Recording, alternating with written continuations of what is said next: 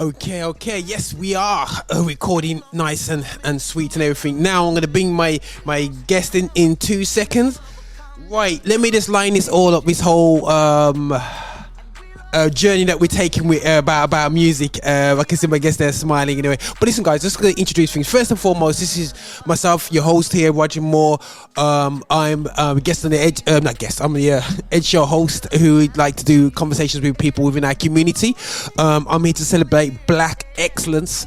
I'm here to also have a voice of Christian influenced opinions about things, because I think we don't have enough opinion about things and it's not out there. So we're gonna be saying that and keeping it real, whether it's social, economical, political, whatever way we're gonna have a voice on here. And this is how we do it on Affinity Extra. We're here to be extra, and I want to emphasize we're here to celebrate gospel music of Black origin. Yeah, so we're gonna chop into this now. I was having myself and Kevin spoke this week. He called me back and said, Roger, we missed it. He listened back and he said, Roger, we missed the whole heap. And I said, whole heap of what? 90s. We didn't even touch the hip-hop era. You know what I'm saying? And Kevin was like excited. I'm thinking, but Kevin, you started from the 50s. Man, you go from 50s and 60s and like the 70s and lick off the 80s. And we just about touched going into Michael Jackson. And then he came and was like, hold on, but we missed that the whole point, the 90s. You know what I mean, the maturity of it. So we're gonna go into about the 90s. I've just watched Coming to America 2, and I must say it was a good laugh. A lot of people critique it, but it was a good laugh, and it's great to see the likes of En Vogue on there. You know, it's great to see like just the whole 90s era. What a powerful time. But we're gonna get into that right now. We're gonna not even gonna go into it at all. We're gonna get into it with my guest Tommy. So we're gonna do a quick technical check. But listen, guys, if you check this video, do check out this video. This is gonna be out on YouTube. If you're not watching on YouTube, you're listening into it. This will be out on YouTube at Affinity Extra. And if you want to use this conversation and you want to push it onto some friends out there and give this information to this conversation, because it's not a conversation, it's facts in this conversation. Please do share it out there. It'll be going on to Affinity Extra within the next 48 hours. So this is important information, yeah? So do send it out there still, yeah? But if you are on Affinity Extra's YouTube channel listening in, please subscribe, like. Let's get this information out there, and this is how we do it. And this is your host again, Roger Moore, and I'm going to bring in our guest for today. Let me just switch up the music and the vibe. Anyway, so, right, Kevin, can you hear me loud and clear? I can hear you, but I don't see my video yet of myself. Okay, cool, but I can see you fine, bro. Yeah, so if you look down a bit more, yeah, I'm saying if you look, okay, yeah, that's perfect, bro. Okay, just need to turn it around the other side. Oh, okay. I'm going that way. You're going the way. Right, cool. If you don't mind. Okay, cool. So if you just hold that position, you're fine, and we can hear you clearly, bro. Yeah. Okay, so, that's cool. Yeah, cool. Man. That's so cool. Right. So everything's recording, bro. We're ready to go. So it will be recorded vertically, yes? No. We're going square. Like I can see in the square. So no, don't worry about it, bro. I'll do my magic on it anyway. So don't worry about it, man. Yeah. Okay. Cool. Right. Cool. Okay. That's all right. Okay, bro. So we touched a bit about the 90s last week, and just to get the vibe where we're coming from, to everyone who's listening in, I want to re-emphasize the vibe. It's important. History is important, and I think that too often in Christian, this is the joke now. How many times I've spoke to Christians, yeah, white and black, and I talk from a historical viewpoint. I talk about World War II to Christians, and they go, "Oh, let's ignore that. That's back then." But yet, our book and our foundation as a Christian is based upon a book that talks about is historical.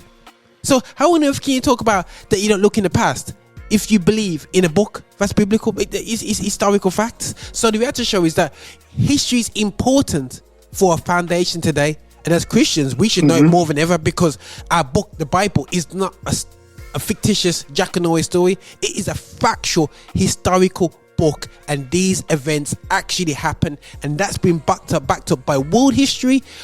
If you go back to that land, you see evidence there, and that's important of history. The facts of history is what helps us move forward and help nations grow, and nations, bad or good, learn from the past. If you look at mistakes of and people are gonna think, Roger, you give me a history lesson, but I'm just gonna show you some ideas about history.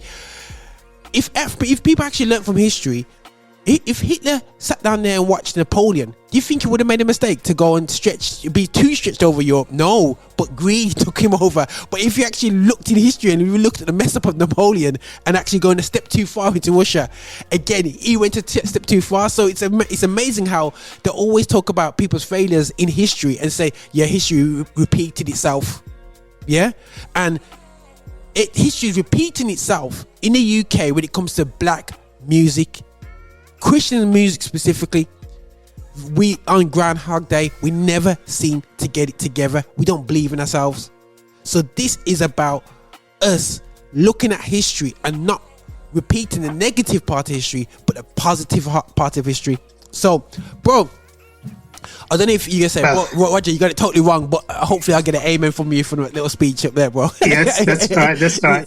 Now, the thing is, Roger, I can't see myself, but can you see me? Yeah, I can see you clearly, bro.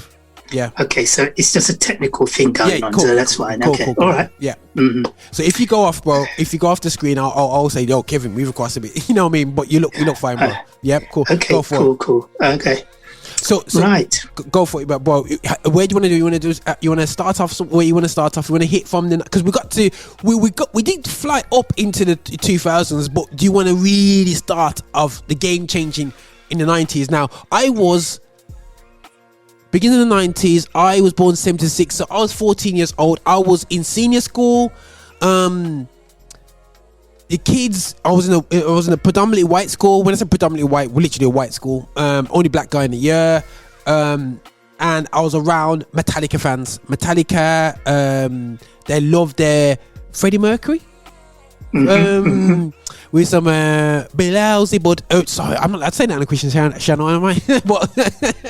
but you got different things like, you know, Barcelona and all these massive hits by Freddie Mercury. You had at the time, oh goodness sake, I'm thinking about who else was big at that time. Queen, that's it. There was part of Queen, and I'm thinking else. Who else did it? I probably didn't even focus on the music because I was focused on church music, but that was the music that I kind of seen. But there was a move where I didn't hear much about it, but this guy called with a Jericho called Michael Jackson started to come into the culture, yeah, and started to come in and make a big say on mainstream radio in the UK. So I want to kick us off from there, bro. So talk to me about Michael Jackson and re-emphasize what differences he's made and what's some of the points that we probably missed in the last conversation that we had.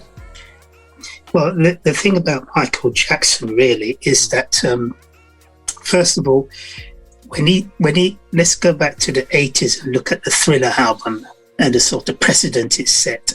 Mm-hmm. On the night of the Grammy, Michael Jackson was the first recording artist in history to take home 8 Grammy Awards in one go. Hold on, 8 Grammy Awards? Yeah, for Thriller, 8 Grammy Awards that was the first time in Grammy history that an artist took home 8 Grammy Awards in one night. That's how impacting Thriller was. Then, so we just jump on and say that set a precedent for the 90s, basically. Wow. Set a precedent for we started in the 90s now. Now, the 90s, we had, and before you think about it, guys, we had to show is that at the time as well, it wasn't easy for black people. So before you start saying that, that was a time when everybody was pro-black, no, it wasn't. No, it was not. Far from it, guys. We had the crack and cocaine situation going in America. You had communities of black people basically being chucked into prison, as we're finding out now when they're looking back at that period where Ronald Reagan was in charge, and basically black people were literally killed off. You know what I'm saying? Just as madness was going on in America. So guys, before you think, we was caught, no, we were there. No. It wasn't easy. You had the riots, you had the guy who got beaten up by the police on camera around that period as well. So it was not easy for black people at all. But yeah, bro, go for it, man. 8 Grammy Awards by Michael Jackson kicks the 90s off. Yeah. So we're just showing you the influence of Michael on the new kids on the block from the 90s, you know, like the Ted Rileys and the Jerkins and so forth, all these different emerging production entities. Yes. Now, let us look at LA and Babyface. Whoa. Okay. LA Babyface. Kevin, LA Babyface. Can you move the camera? Can you move the camera slightly bit more up? Yeah. Okay, sorry, guys. I want to make sure Kevin we can see him nice on YouTube. Oh, okay, that's perfect. Yeah, cool. Sweet, go for gold. Now the thing is that with LA Babyface, it's very interesting because they were the first production team to actually help the Boyz II Men to get the first number one, which was hold on a second, Babyface was behind Boyz II Men. End of the Road. Do you remember End of the Road? Of course, man. Do. Yeah, sorry. Yes. Cool. Well, this is the interesting thing about End of the Road. It's actually not a Elvis Presley record. I'm looking at it now, which was 36 years old. Don't Be Cruel, Groundhog. It toppled that record that Elvis Presley's held for 36 years, and End of the Road spent 13 weeks at number one, setting a new record. 13 weeks at number one. And it came off the Boomerang soundtrack. You remember the Boomerang film? Oh my gosh, I've got well, I'm not really a fan of it, but yeah. Boomerang film. I was just talking to my missus because obviously we're on that whole Eddie Murphy thing because obviously he's doing coming to America too. And wow. Well, you listen to this. This is another artist, the late Whitney Houston, repeated the same such success just a few weeks afterwards. With I Always Love You. You remember that track? I Always Love You. Yeah. I wouldn't attempt to sing it. November the 28th, 1992. Yeah. She repeated that. Now this time she went 14 weeks instead. She went 14 weeks with that on The Bodyguard. I was at college 14 weeks at number one. Listen, this is a period now. I remember I was working at McDonald's, before getting in trouble. And I remember this, because I just started going to college now. And, you know, as a Christian youth, that kind of, you couldn't really buy secular music and whatever. So Boyz II Men was like church music, And I remember going to college now. And then these guys who sounded like commission, you know what I mean? Or whatever, you know what I mean? Some commission artists and whatever, came up with some, are you thinking, this is such... And everybody loved it. I was 16 at the time, and everyone loved this song. It was on number one. And I was like, in the UK, End of the Road. It carried on. Now, and then after that stopped, and I started, working my little McDonald's job. And I remember a bit later, and I think it's early the year afterwards, this artist called Whitney Houston come through, and then did this, and this another single, and it was like, hold on a second. Is everyone just breaking through at the same time? And I remember that they said, "Yo, they're breaking records. She's breaking another record, and it broke." You know what I mean? It's just incredible, absolutely incredible time, because it actually broke to break the king, Elvis Presley. Yeah, both artists broke the Elvis Presley, and that was broken several times in the end. But listen to this one. Boyz II Men did it again. What? With another track. I'll Make Love to You. Almost 2 years afterwards, on the 27th of August 1994, it spent 14 weeks at number one, bro. 14 weeks at number one. And it was produced by Babyface. Babyface was hot during that time, bro. Bro, so when I'm thinking this Babyface guy, because I know he's done a couple albums, I did not realize how much influence Babyface had in the system. Babyface is there was one information I was reading where Babyface produced about 26 number one R&B number ones. It might be more. He's at the same level as Jimmy Jam and Terry Lewis, at that prolific level. He's a power broker. So creative. So that's amazing for me, because sometimes, we're not trying to measure richness, yeah.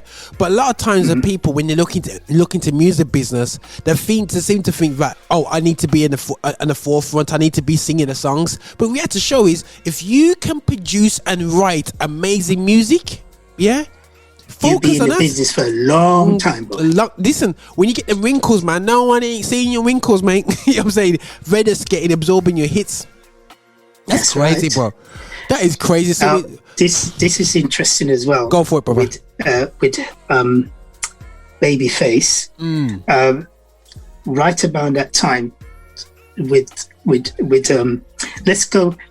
let's bring Jimmy Jam and Terry Lewis in the picture, who created the Janet Jackson, who made Janet Jackson international success. They did a track the first track they did for on the same album where I Will Make Love to You came off. They did a track called On Bended Knees, which ran for about 6 weeks. It was number one for 6 weeks on December the 3rd, 1994. And this one bring the total of Boyz II Men chart presence as of 94 at Hot 100 singles chart at 33 weeks. Boyz II Men were one of the most successful black vocal groups of the 90s, male vocal group. 33 weeks. Can you imagine? With 3 singles, you did 33 weeks in total. Hold a second, bro. From 92 to 94. You know it's scary, guys, yeah? Because, like I said, I'm not a connoisseur of music like that. Especially, I'm more connoisseur of gospel music. But the reality show is that I remember at the time, Boyz II Men, they never seemed like they were that big, bro. I don't know. You know what it is? Probably in my forefront, you more saw the Jodeci's, you more saw that sort of band being a successful one. You had what's that other group called? Oh my goodness sake, with the guy with the dyed hair. But anyway, you mean Drew Hill? Yeah. So you got, so you think Drew was big. You think they're big, yeah. But then you really think about it. If you can hold a second, Boyz II Men, as much as it wasn't a big long period they were around, like they weren't around for like 2 decades, but they kind of came in. It's like they just knew, oh, it's our time. Let's tap out, and they've already done what they had to do.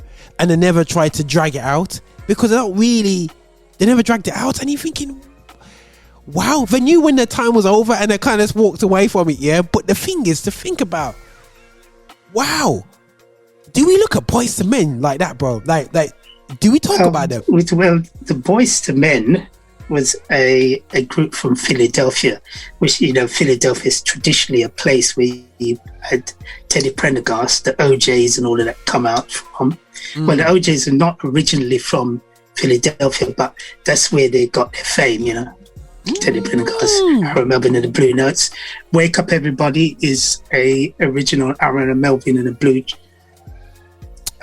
Blue Notes track with featuring Teddy Prendergast. So it's quite a... But in this situation, what you need to remember is that all of a sudden, the 90s, there was a lot of phenomenal records broken. We're only touching the tip of the iceberg. First of all, starting, let's think about it. Starting the 26th of August, 1995. Okay, bro. Before you make that point, bro. Yeah, before you go into 1995, and I think something you said there, and I really want to emphasize this and pin this, We saw a boom, and that was my era coming through. I got a colleague, one of my colleagues, music geek. She's tuned in, and she's like, "This is my combo, man," because we're just talking about this is her era in terms of music and so on. But the thing is, do you think this was set up by the hard work in the 50s and 60s and 70s and 80s, or was this just because it seemed like it was a boom? But it never really came out of nowhere, did it? Because you can almost say the Aretha Franklin's made a way. You can almost say that the Commodores, Sam Cooks, the Teddy Prendergast, the Commodores, much earlier. Yeah, you're going back. You have to go back. For instance, go on. When it comes to black music, it really started as way back as early in terms of body of work from a city recognized city, starting from New Orleans. That was the first time where a body of work synonymous to a city started to develop. Now, the interesting thing, this New Orleans was almost one of the birthplace of soul and, jazz and, swing and so forth. One of the early. When you get my book, you will understand, All right, bro. Shameless plug. Just plug it, bro. Just plug it. Shameless, but we don't business. Listen, guys, Kevin Tomlin, his book, get ready for it. And I'll co-sign it. It talks about the evolution of that and some of the key people session musicians who influence the Sonny and Cher on the West Coast and things like that. Crazy. And people like Earl Palmer, who probably is the guy who developed the backbeat for rock and roll, that backbeat drum beat and so forth. And he's the same one who worked on all of Sam Cooke's hits, like You Sent Me. He did the drums on that.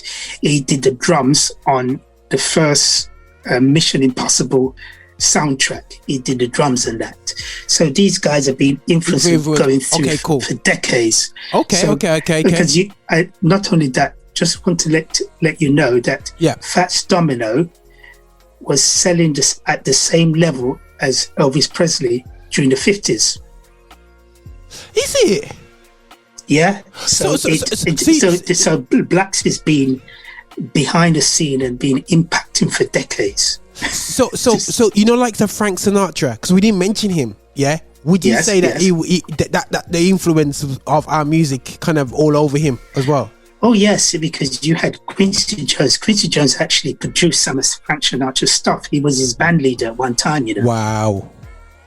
Okay, so guys, the reason why I've had to hit back on that is because I think it's important. As much as we look in the 90s, we still have to recognize the foundation that was made right back, if you want to trace back to New Orleans. Yeah, so definitely appreciate that, bro. So I had to stop pausing there because I think sometimes we kind of look at a period and not realize that, when you look at history, you have to have a little bit of an intro to it. Each period impacts the other. It's like a baton change, where true. Where actually musicians start working with the older musicians and learning their craft from them, and they pass it on, right? That's how it actually works. This one works with this one, and it develops from there. Yeah. Brilliant, brother. Brilliant. But what I would let's go. Sorry guys for that little interjection. I have to interject there. Let's go straight into 1995, bro. Talk to me about the 1995. What was going on right about there? Right. 1995 is very significant actually, because it was the first time where Blacks dominated the top 5 position on the Hot 100 singles chart, which is the American pop charts, for several weeks. Okay. Starting, listen, this is where it's fascinating. Starting with Seal. Remember Seal? Seal, yeah. Kiss from a Rose. Okay. Do you remember? Right. This is interesting. Kiss from a Rose. The top 5 Black singles on that was Waterfall, TLC, Bus-O-Matic, In the Summertime with Shaggy, Color of the Wind, Vanessa Williams, and I Can Love You Like That by All 4. All that top Black sing. I mean, All 4 is a mixed group of black and white, but you know what I mean. Yeah. But before that, before Seal went to number 1, Waterfall was the number 1 track before that. I'm just putting it out there, bro. I'm just putting TLC. Yeah, I'm just putting it out there now. Everybody was a fan of TLC. I just wasn't a fan of their I remember that track, and it was always in the top of the charts. That Waterfall's track. Yeah, I bought the single as well, and I'm just like, I got bored of it. But you know what? They spent a bag of money on the music video as well. You know what I mean? But everybody loved Waterfalls. I think I more preferred their grittier stuff, but sometimes they made music which it wasn't softened. in terms of it wasn't true to the foundation, but it was almost more listenable. But I don't know if I want to shout out to Music Geek this year like TLC, but I never really heard her talk about TLC. But TLC Waterfall was number one for 7 weeks. You know? It was number one for 7 weeks. Wow. And remember TLC was on the LaFace Records, the black label co-owned by Babyface and LA Reid. Is it? Okay. Yeah. Okay. Mm-hmm. Oh yeah. Sophie's saying that she is a TLC fan. Okay, Music Geek. Right. Listen to this now. This is where it gets interesting. On, the following week, Michael Jackson steps in. Yes, Michael Jackson steps in. You Are Not Alone. And this was the first single. Yeah. This was the first. He was the first artist in history on the Billboard's charts in its 37 years run with the Billboard. So to that time, that debut at number one with a single. Michael Jackson became the first artist to do that for Billboard magazine. Debuting at number one, September the 2nd, 1995 for a week. For goodness you hear me, bro? Wow. So he broke a record. The guy was breaking records. And I tell you, it was a monster hit. That was it. He worked with R. Kelly with that one, I think it was. Yeah, I think it was Kelly. Yeah. And I just want to, I do want to pin up Michael Jackson because everyone thinking, okay, you're on a gospel station, yeah? What are you talking about all these guys for, yeah? The reality show is, bro, Andre Crouch, one of our greatest fathers, would you say, of gospel music, did vocal arrangements with Michael Jackson, yeah, and you know me, and a lot of our top gospel musicians were out there doing great hits with these guys, and I'm thinking, hold a second, the influence in popular culture that what we brought to the table wasn't just about artists who used to go to church. It was artists that were active in the gospel scene, and they're still inputted into that era. That's absolutely crazy, bro. Like Michael, like I remember that track there, and I remember I was more of the older stuff fan, you know what I mean, when it came through Michael Jackson, but he's still kicking out with that's got no manners, bro. Oh, you remember the album? Just go over the other page. You remember the album it came off? It came off the History, Past, Present, and Future Book 1. Yeah. That particular album it came off was number one in 23 music markets. Wow. And it sold 8 million copies, you know, that album. Sold 8 million copies in the US alone, and 6 million copies across Europe, and about 4 million copies, 4 times platinum in the UK. 4 times platinum, bro. That's about 1 million copies somewhere. And bro, this is before we hit 2000, guys. So before we start talking before we hit 2000.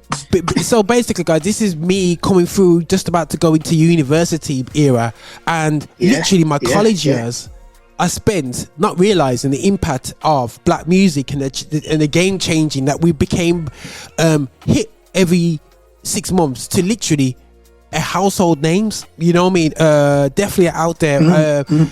You saw as well in that period there, I don't know if you want to mention a bit, I touched base a bit with Andre Crouch, you know, music hit up with things like Man in the Mirror influence, and William Rivera, he's had influence in them, but also we actually saw a choir really culturally, because choirs are traditionally seen as Jesus, Hezekiah Walker, going back to Milton Brunson, Jesus hardcore, Jesus now. But then all of a sudden, I'm there sitting down, chilling out with myself, and this choir came out, and they were called Sounds of Blackness. One of the first cultural Christian entities that walked, and then not only came in, but there was very... What made them okay? Right, they touch cultural things, but I love their dance remixes. So I bought almost all their singles, and I love the remixes that they did through Jimmy, their house stuff that they did, the dance stuff that they did. and they really Jimmy Jam and Terry Lewis. Yes. So what made them so successful? Because they actually got number ones in a lot of the dance charts. Well, the thing about it, why they were so successful, is who they were working with. They were working with Jimmy Jam and Terry Lewis. Part of the Minneapolis sound, the guys who were responsible for new edition stuff. You know, I Can't Stop the Rain. You know, and Bending Knees for Boys to Men. Janet Jackson stuff. Okay. They played for Pneumatics and so forth. They did so many different hits for different people. You know, the Alexandra O'Neal stuff. Okay. So, yeah. So by the time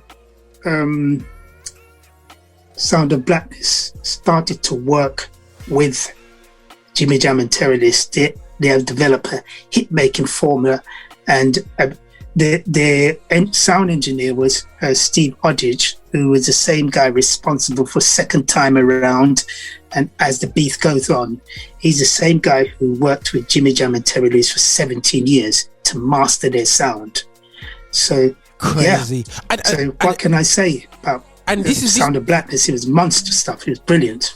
Well, I and a lot of people really didn't. I just remember things like Everything's Gonna Be Alright, and you start off with the track and Soul Holiday when they go just the intros, the samples that they used, the remixes were crucial, because in a European market they realized that, hold on a second, you can't just come like this. You gotta have that flexibility within the European market and the wider market. Right. And while they weren't number one in maybe the R&B and the popular charts, but where they was number one is in a lot of the dance charts. They absolutely tore it up. Yes. And I think one of the things one of the important things I want this conversation for people to realize, this conversation I'm having with Kevin, is because we need to have the knowledge to understand that, you know what, we as artists in the goth Christian music, we are very immature in our approach, that we don't sit down to producers that have been around for 10-15 years and say, right, how do we get, you know what I mean, and listen, so this is what we need to do. Okay, you might not have done a dance hit before, but we're gonna have our track that will go on Soul Holiday, cool, but then we have Joy on that same single. The reason why I can talk like that, because I've got the single, and you got Optimistic. You have the Optimistic is brilliant. Optimistic. People don't listen. Do you know? Let me. Sorry, guys. I have to bring you this testimony. Now, I wasn't into music at the age of 16. I was football, bro. I'm not like some of these guys who started playing at the age of 4 or 5 and had big brothers and sisters. Yeah, I wasn't really into music. I got influenced by my parents about music, but I wasn't overly into it. I went to my non-church going cousin's house, and I loved computers. He had his Atari ST and he was doing samples. He was at college and I was in the year below. I was just coming in school, and then he got Sounds of Blackness vinyl out, Optimistic, and in front of me showed me how to sample it. And I'm thinking, I've never heard of Sounds of Blackness. My non-Christian cousin was showing me about Optimistic, and I was like, wow, that is absolute. And that actually pushed me into the whole sampling thing 100%, but that whole pushed me into music, and that's when I just kind of excelled once I could get computer, flip the two together, and I jumped on my Commodore. But through Sounds of Blackness, through somebody who's not Christian but just loved the sound, you can drop Optimistic, bro, right now, wherever you are.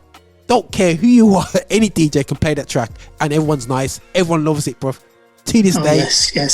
Crazy. It was across the board hit, and it covered. It was talk about something that was enriching and telling people, moving forward, be optimistic, move, go on, Bro, it is a vibe. But anyway, right, we did digress a bit, guys, but we're just getting excited. That's right.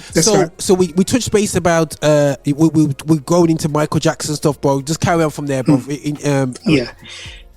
The second track behind that was Gangster Paradise by Coolio. We both laugh because nobody wants to admit they don't like this track. Of course, you've got Music Kiss from a Rose, Kiss from a Rose, and Waterfall at number 4, and Buzzmatic in the Summertime by Shaggy.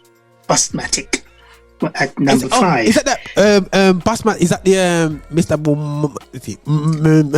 Yeah, that's right. Yeah, and you know what? That was in the Levi's advert. I remember sitting down in the cinema. Them the days that we used to go cinema, and I'm a guy who gets there.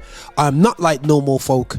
I will get to the cinema before as to watch the adverts, and then you watch it before. And I sat down there, and all you hear is Mr. I was like, what is this? It got excited, man. And it was beautiful how they entwined, started to realize how powerful black music is, and a white designer label, not white, top 501s that no man on road was wearing Levi's, bro. Yeah, nobody in the streets was wearing Levi's. Only like you go to certain areas, you know, and they were using our music to advertise their products. That's crazy, right. Crazy, bro. Yeah. Listen, Coolio eventually went to number 1 the following week. Yeah. And it was there for 3 weeks, of course, and then still Buzzmatic was still at number 5. Kiss from a Rose at number 3. Number 2 was You Are Not Alone, and of course number 4 was Waterfall. Because the amazing thing about Waterfall, it was in the chart for weeks in the top 5. It's amazing. People could not get enough of it. But this is where it gets interesting. The following week, Mariah Carey. Oh my days, bro! Yes, you're bringing out the whole 90s. No way. Listen. She went number 1 in September 1935, and she was at number 1 for 8 weeks, bro. And in that 8 weeks, you had Gangster Paradise, of course, at number 2. You Are Not Alone at number 3. Number 4 is Kiss from a Rose, Seal. And then at number 5 was Runaway by Janet Jackson. So you had 2 Jackson artists in the top 5. In the top 5. That's amazing. 2 family members in the top 5. Because Janet was kicking through back then, innit? She was kicking all the time. From that time, she was big. Yeah. Oh my day! I'm looking at this now, and I'm like, bro, 95 now. These artists was coming through. It's like people haven't tasted jerk sauce before, and all of a sudden it's like you had your first Nando's chicken, and all of a sudden Nando's gets popular overnight, and then we forget how much change and impact that it made. Because you got to remember that in the late 90s, early 90s, sorry, we had, I don't know if you know much about the on TV footage, but we only had 1 hour with Lisa Hansen, and that was I think it was called Soul something, I can't remember what it's called, but she had 1 hour program on MTV. MTV was a music station, and they only had 1 hour. And then we had this box came out, and all of a sudden you saw a load of black music videos all over there. And then we only had 1 hour. Then we had Yo Raps. But then what you found is that over a decade period, our music started taking over. We're only in the top echelons. We was very restricted in terms of getting onto TV and our videos and so on like that. Maybe the odd Michael Jackson, but now you're talking about all these artists. It was Michael Jackson that actually break that old with MTV, because once Thriller went on to MTV, the doors throw wide open.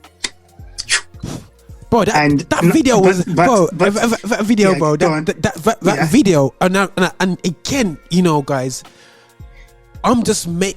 we're here to be game changers, yeah. And this is what I'm saying. I'm fed up of people we talk about God, bro, and we talk about this great God. Yeah, man, he's gonna give me creativity. He's gonna help me.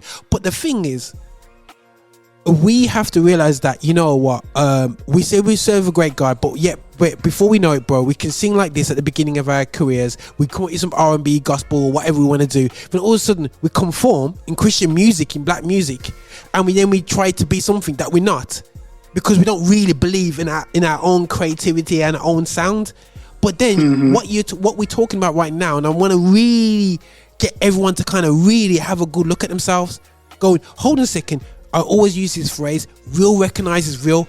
Bob Marley was a reggae artist. Yes, he had a couple of tweaks and a bit of sounds in there, but he was undeniable reggae, and he became popular from doing that. He never went and did a ABBA thing, you know what I mean? He never went and did a, you know what I mean, step over and got overly pop, you know what I mean? He did what he does, and I want to encourage people to look at these artists, and they done them. Yes, they were professional. They listened to producers. They had a team. They never wrote everything themselves. People that I thought were, they're just a small corner. The likes of Babyface, bro. Babyface is a small corner to me. Babyface is big, boy. He's a big creative power broker. Bro, just carry on, man. Because we need to get to the real big hitters with hip hop, man, and we ain't even touched them yet, bro. We're stuck in the mid 90s, you know, bro. We're stuck. Listen, bro, listen. For 2 hours. The thing that you need to remember, during that time with this happening, you had the Donnie McClurkin, the CC Winans, Yolanda Adams, the Kirk Franklin smashing on the gospel side. So it's both sides going at the same time. Bam, bam, bam, bam. With gospel eccentric, masterminding.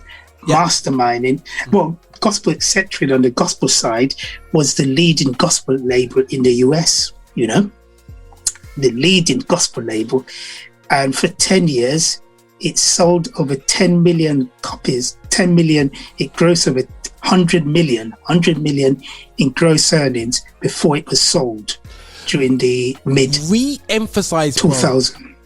Re-emphasize, you spoke about this last week, gospel centric came across. No one talks about the real story about gospel centric, bro, because I thought it was somebody in a garage. They bumped into Kirk Franklin in a local church, and they decided to do this thing, and doors opened.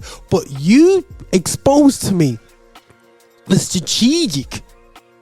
strategy behind gospel centric, and it wasn't by accident, about a number of people. So, bro, but just expand on that once again. I know if you've seen the first video, you might think, okay, and again, but it's important for people listening in right now, who's tuning in right now, they have to realize that it wasn't gospel centric wasn't an accident, and we don't lift up these stories. So just explain the people behind gospel centric. Okay, gospel centric started during the early part of the 90s, but is an outgrowth of Vicky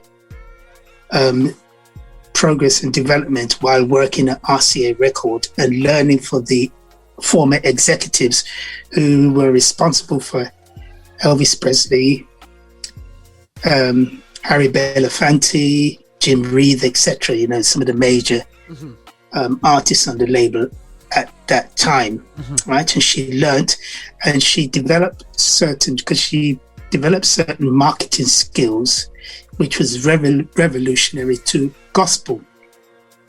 And so in the process of doing that, she was able to use all those people who were laid off from the urban departments, Capitol and so forth, and use them to build her label and make it number one for 10 years. Gospel Eccentric was literally number one for 10 years, actually. And because it was a game changer, because it was the first label in history where an artist had 2 consecutive platinum live albums, one behind the other. And she must have been driving a Chevrolet. She completely revolutionized even gospel hip-hop as well. You know, she just basically, you know... Bro, it gave us definitely hope, and I think there's like gospel centric, and you had Toby Mac's label, Goto Records, and let's be real, Toby Mac is not black himself, but everything he came out of his label, Goto Records, is black influence, you know. And I always remember enjoying DC Talk. I don't know if you know about. Do you know much about DC Talk? Yeah, I remember DC Talk. Yes, I remember them. Yes, DC Talk was every man's secret love for a bit of rock. You know, in my era, everyone's like this. Yo, you know DC Talk? Yeah, man. Supernatural. Yo, Jesus Freak. Tough albums, bro. But again, if you look at musical history, really and truly, rap music, as much as it was rock ish, it was heavily influenced by black music once again. You know what I'm saying? Oh yes, you know yes. The Rolling Stones could verify that for you, if you know. Wow, straight. You know, the Who, the Crazy. Pink Floyd, and all of them, they can actually verify that for you, because in their musical DNA, it's all black stuff. Music, wow. black. Rolling Stones, you know. Wow.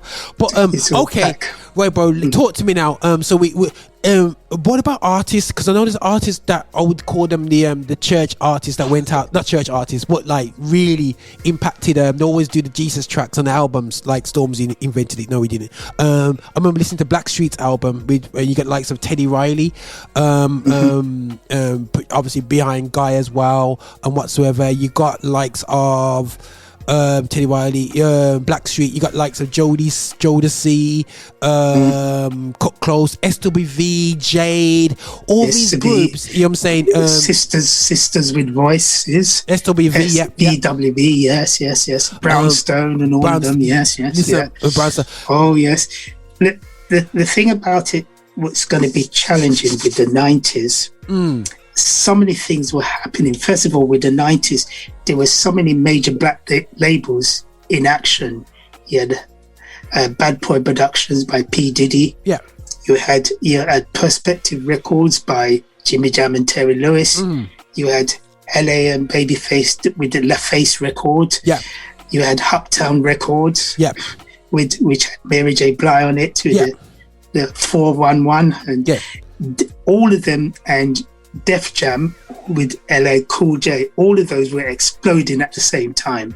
So you're talking about percentage of earnings were in the billions when it comes to 94 alone, 1994, according to Black Enterprise, black music, hip-hop music mainly, did about $2.4 billion in gross earning in 94 alone. Oh man, where did that money go? That is estimate, brother. These are estimates. It could be more than that.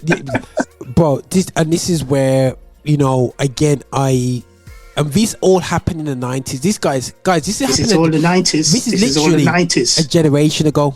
Yeah? Now this is all the 90s, bro. Now I want people, before people actually say, bro, oh, this is a whole America, this is the whole, it's nothing to do with us. Let's emphasize the point that this music broke into the UK as well, and I think we have to emphasize it has to do with us, because many of our creative people behind the scene were working with American counterparts. Americans would come over here and record and do stuff, so they were actually going back and forth. Because we didn't see it, it was actually happening. As far back as the 90s, Lawrence Johnson was working with American recording acts. Nicky Brown, the same thing. You know, Poiser. Andy Smith. They were all working. Actually, Andy Smith did one track number 7 on the Miseducation album by Lauryn Hill. He did one track on it in London. He did his guitar performance on it. Would you believe it? Anyhow, but we don't want to jump too guns. But let's go back a bit. Number 7 track. Anyway, sorry guys, that's important. Number 7 track. We reach to that. It was number 7. He worked on number 7 track. But before we reach to that, let's just go back to the domination of the top 5 by black artists. Go on. The following week, Whitney Houston debuted at number 1. She's another artist who did match Michael Jackson's record. Whitney Houston, Mariah Carey, and Michael Jackson were actually the first group of artists, including Elton John as well, who actually debuted with a single at number 1. Whitney Houston is the third artist with Excel from Waiting to Excel album, which is a monster hit album produced by Babyface. Okay. Babyface, bad boy, Babyface, right? And that was number one on the 25th of November 1995. And listen to this. These were the other four singles on the charts at top 5. Fancy, Mariah Carey, Gangsta Rap Paradise. Yeah. Coolio was Bad Boy, I tell you. And then You Remind Me of Something, R. Kelly, and A Lover by LL Cool J. That's the first time, LJ, a Def Jam. Yo, okay? Okay. Okay, okay, go for it.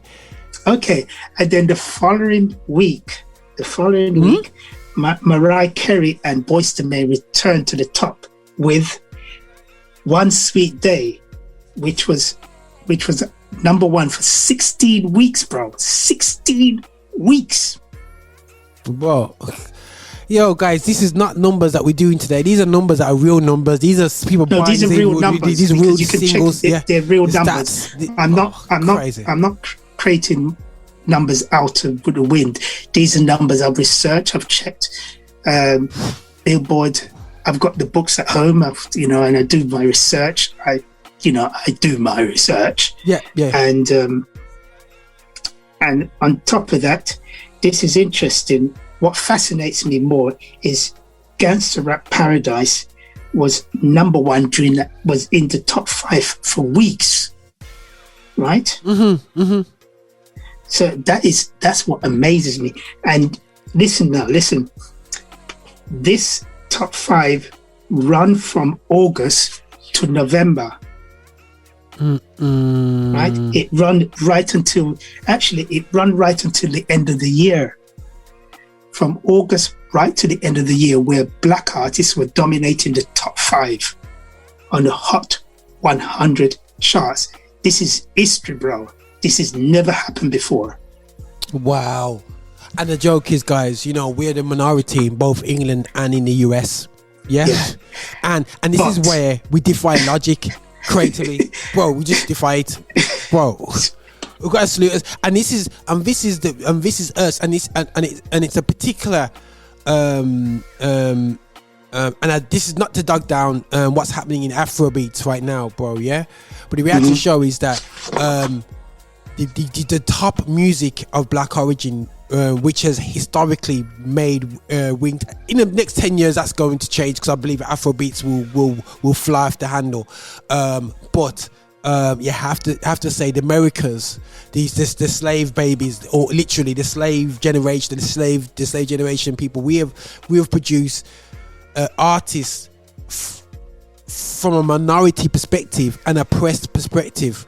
We have literally I don't know if it's sad to say that we're the entertainers, but it's almost a case that we're just, when it comes to certain things, we are leagues above. But now it's time for us to actually really take full control over it, because sometimes we can enjoy the high times and we can enjoy the records, we can enjoy the notoriety, but when we don't actually own the ship, and I think this is where we look at America, and I don't know too much about America, but people are saying there's a lot of opportunity for people of color over there as well. But I feel that over here we need to start to own the ship.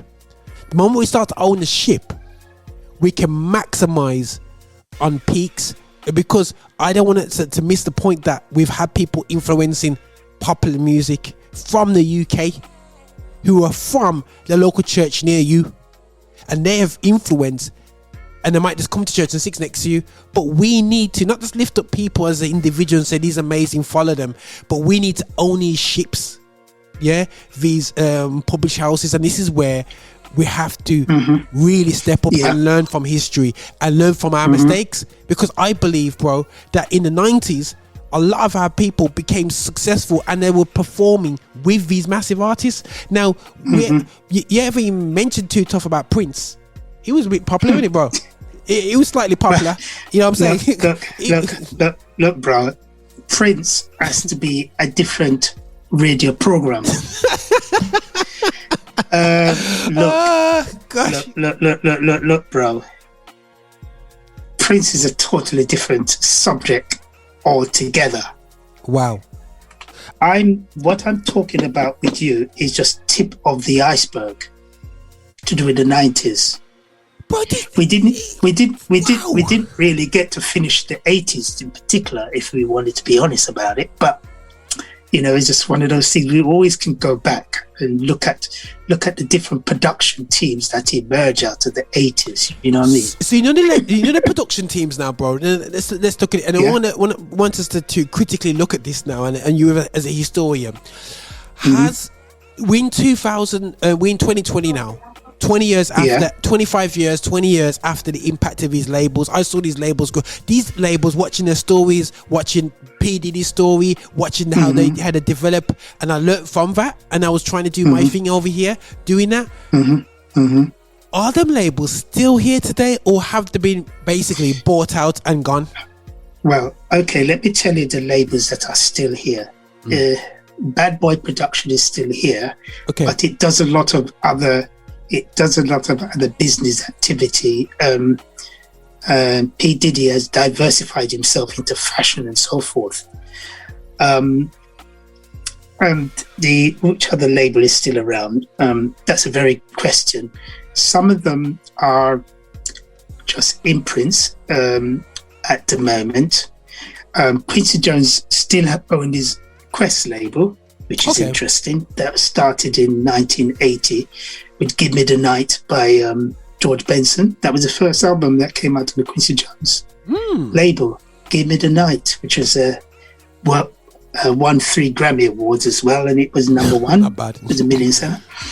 And so yes, there's still, and one of the oldest labels, it's a gospel label still owned by, it's called Taco label. I need to do my research on it, but that's one of the oldest, still owned by blacks. But it's not a lot of them because it's very difficult to actually. But having said that, Kirk Franklin still has his label, but it's jointly done between RCA Inspiration. So there's quite a few blacks who have their own. Oh, Thelma Mann has her own label still, So it's quite a few. It's quite a few. It's a few. And I think it's a lot more cuter and smarter today than ever. I think. The people. Look. You got to understand now. The Freddie Hammonds and all the well. I mean, Freddie Hammond did the soundtrack for Touched by an Angel. He did the soundtrack to that. I mean, the guy is. He's another one as well, incredible. But the thing about it is that there are a lot more blacks now who own a good portion of the pie in terms of music now, especially in the US. They're involved into management. They are into artist development. The more gutsy. Matter of fact, this is interesting. 2 years ago, the record labels in America signed up 600 new acts. That's how the market was exploding. Right now, American music market did up to $12.2 billion in gross earning last year. And Britain did 5.8 billion pounds. So there's a lot of money going through. It's amazing. It's amazing. So, bro, looking at the stats, it'd be interesting to look at the stats, and I don't want to pry into Christian music. It'd be interesting to look at the stats of how much does Christian music earn, and percentage-wise of the music world. Is it more than? Are you talking about the US? Okay, let's look at US. Yeah, I'm saying.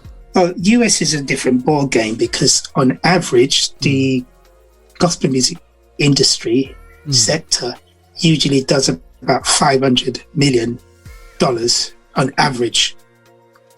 During its low point. Wow. But on 3 occasions during the 90s and in the 2000s, it reached nearly $1 billion mark. Right. So, Oh yes. yeah. So, yes. Yeah, okay. And with the thing about you need to understand, gospel artists. 1 year, I think it was either 2001 or 2. There was about 17 American recording gospel acts that did double platinum. That means they did over 2 million copies. 17. Crazy. And you know what, bro? You know, so literally, what you're saying, 10% of, you could almost say, but 10%, between 5 to 10% of the market is Christian music. Yeah, round about. Matter of fact, the gospel sector was the only sector in America that was growing fast and successful at one point. Wow. Everything else was stagnant, so to speak. It was growing. That's why the major labels actually try and buy out many of the gospel labels like Spring and so forth, because they were the only areas that was selling and making a profit, basically, not even. They were actually creating, and also a lot of corporate sponsorship was involved. A lot of Burger King.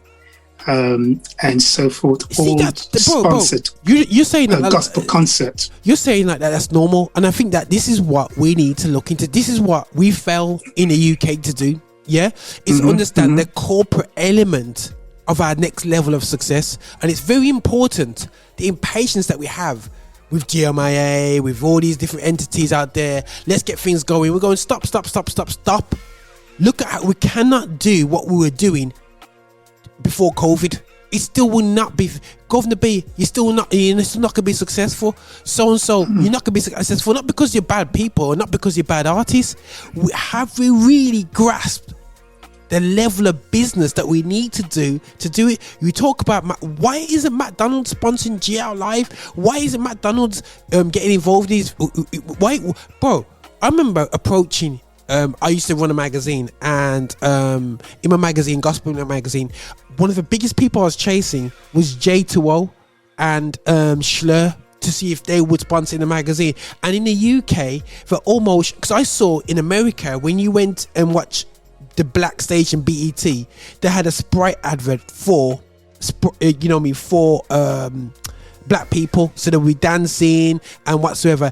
And I feel over here there's almost a snobbery, especially back about 10-15 years ago, of you gotta buy our drinks anyway. And I think this is where we need to sit down with corporates and says, if you want our community, you make a whole heap of money from us, the J2Os and all this business. We need to now really push into other avenues of income streams that we can store for, because some companies have made a whole leap.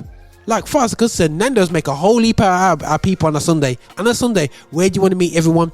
You have your after service group happens not at the back of church, but at Nando's. So why ain't these companies? Why ain't these companies sponsoring our events to make sure they're number one? It's because we let them have that. If they were, I don't know, bro. We just don't recognize the value of our market. Yeah. No, we don't. No. And of the people that we've influenced. You know what I mean? If we had Nando's sponsoring, if we had different things sponsoring, at the moment there's a gospel tour in America that's still functioning, and it's sponsored by McDonald's.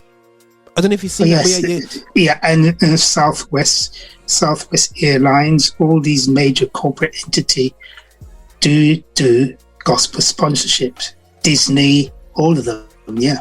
And the gospel market has access to corporate, well-to-do people of color and and without color. That's not the way we say it. White people, they have access to great markets, but we sit down there and almost apologize for demanding respect. You know what I mean? And I think that, bro, some of the things that you're saying, bro, is something which we need to be more astute business wise, because if you actually, or they don't want to tell you that your market's valuable, you've got to know that your market value. If you don't know your value to the market, you undersell yourself, and we have undersold ourselves.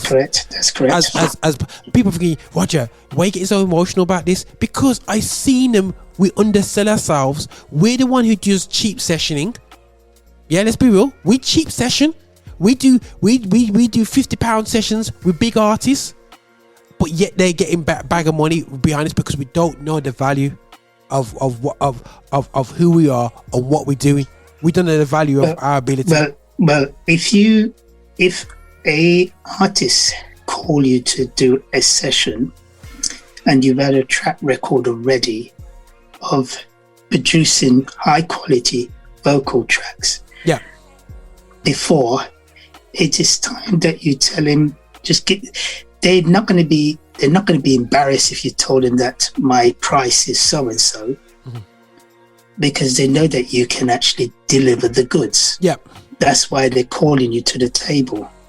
Yeah. So you, I mean, whatever the charge is, that's what the charge is. You go in there and actually tell them, well, my rate is this, how much an hour. Yeah. Okay. Yeah. You either take it or leave it. Cool. A quick question to you, Kevin. Yeah, I want to close on this question because I know time's gone. We seem to get excited and we just chat for a whole hour and don't realize it. But okay, music business, creative mindset. Yeah, you've lived in Jamaica, you've lived in America, and you lived in the UK. Do you find that our mindset in the UK to financing creativity is different to America? Are we more Scrooge? What's that? Are we more not Scrooge? Are we more expecting everything? Is there a in black music? Do you find that we are very, very less likely to invest into our art form in the UK than we are in the US? Yes, because we don't really understand. We don't understand. It could be a self-image problem, I doubt, and because we don't really know the success that the Nicky Browns and so on have actually done. The thing about it is that we got to believe that if we have to understand that we live in the third biggest music market in the world. So in actual fact, we can actually create incredible impact on Europe, because Europe has 500 million people compared to the US 300 plus. So potentially we can actually sell quite a lot of albums in the European market within not touching the US market, especially with the evolution of gospel choirs and so forth. And you know what? I'm gonna say it straight, bro. I just feel that, you know, and I spoke to my colleagues in CEO. I spoke to her before, Audrey, about this in one of my interviews in the past. I feel that because our booking mechanism and management mechanism is so poor in the UK, we don't maximize situations. And my realness, and I'll put this out there, guys, you know, is that if we really, instead of being artist driven, because our artists have infiltrated Italy, our artists have infiltrated Portugal, Spain, France. We have artists who are doing tours regularly in these countries. But the problem with being artist driven is that's on your variability. Yeah, and then you get a bad taste of it. But when you have management systems and record labels supplying to Italy into these areas, they can rotate the artists. They can make sure artists are fresh. They can look at things from an objective. They can make sure that you have material in place for your next set of tours. They can say, this year you have a year out, but we're going to put Fred in your place because he will bring a different sound and keep things fresh. So before you know it, 10 years later, you can still be fresh. But we kill the thing. We kill it off. Yeah, and then we start talking about, yeah, man, I've been Portugal, yo, I've been to Spain, and we go, what's happened to it? Oh, we stopped doing it. So because you stopped doing it, the UK has stopped infiltrating, and we need to start thinking bigger than ourselves. I don't know if you're gonna tell me off for that, Kevin, but I don't know, that's my mindset to it, that we start to now do business better in our music business within Christian black music in the UK. Yeah, that's right. You know what I'm saying? I mean, that's why I'm actually giving all these. The thing about it is that I know that we reached the end of the program. We haven't even talked about Brandy and Monica.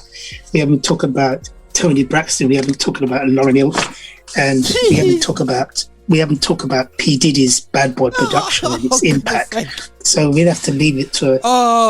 Guys, we will have Kevin, and I did say this last week, but we brought him on now. He's gonna be literally on my standby list. Yo, Kevin, want to talk again quickly? But no, what I want to do, Kevin, it would be great to create up a little mini series of these. We just really progressively break down hour by hour, and if you, and I think we just make it interactive, lively, and you know what I mean, and have that to and fro in, and there's a learning from this, and I think that we've made history can be made to look boring. You know what I'm saying? It's very easy, how you bring it across. But I believe if we bring it across in an interactive way, bro, that our children's children can look back at these videos and go, yes, that's right. Yeah, and go, wow, oh my gosh, these guys were talking. Yo, they're excited, and I'm excited just by looking at history. Yeah, and I'm excited because I know that we are the best. And that's, you know what I mean, to come out of a situation where you had to be the best to be noticed. And this is what I'm saying to you. Sometimes oppression forces the best out of people, because we have to work. Now my dad said, and this is, I don't know what your dad said to you, Kevin. He says, as a black man, you have to work 3-4 times harder than your counterparts. And that's the same in creativity, you know what I mean? So we naturally are told as children, going into your teenager years, going into working life, you have to work 4 or 5 times harder than your colleagues. So these guys haven't had it easy. Babyface never just turned up and says, yo, I'm a best guitarist. You had to be beyond the best. Myself and Kevin, we haven't touched the main man called Jimi Hendrix. Yeah, and Jimi Hendrix. Well. Jimi Hendrix. You know what I'm saying? People could say, "Oh, he did white music, really he did black music, but didn't really." People didn't really realize, yeah. But Jimi Hendrix, man, he was beyond. When people look back, they probably didn't say it then, but he was just another level. He was just like the Pele of guitarship, absolute Pele. That even the great bands, the Beatles, turned around and said, "Yo, the man did a cover on one of our tracks." And did it better than us. You know what I mean? So Jim, I just want to salute black excellence. I want to salute black excellence, and I think that we need to stop be downtrodden and think our excellence is not good enough, and just to receive the poor what we're getting right now. And people might say, Roger, you're wrong for saying that, but the evidence is there. Yeah, the evidence is there to say that we haven't had a great opportunity in the UK in Christian music to really show what we got. Yeah, but they're just happy for us to be behind the scenes, and a lot of our people are leaving the Christian music scene to be successful 20-fold more in the non-Christian scene. So and the facts have been given to us, man, and we not even got bro. There's so much more left. We got to touch base. The late 90s. The 2000s, and we haven't even talked about Poiser and Smith and we haven't got a chance to talk about Lauryn Hill and so forth. Whoa, jeez, we'll get there. But listen, guys, Kevin, I appreciate your time, but I think we just get excited having this conversation. So I think it's right. you know when it's your hobby, when you just this is cool, this is easy. I can do this all day long, but I do appreciate the time, bro. And I think that watch out, guys. Kevin Tomlin, you got your book. But you got coming through. So guys, keep searching him. Do follow him on Instagram and the different platforms. Keep an eye on what's going on there, and do shout out people. Do like this video if you're watching this on YouTube, and do subscribe to Infinity Extra. We're here to celebrate black music, gospel music of black origin, but we have to realize that gospel music of black origin has influenced the world. The roots of popular music has come from the black gospel music That's right. That's right. What a statement, bro. Yeah. So, Kevin, definitely God sparing life. We'll be back here getting excited about black music. You know what I'm saying, bro? How many is this ever been done on Christian radio station in the UK? We're not usually allowed to talk about this stuff, but I don't think it's being done at this level. I did do something like that briefly with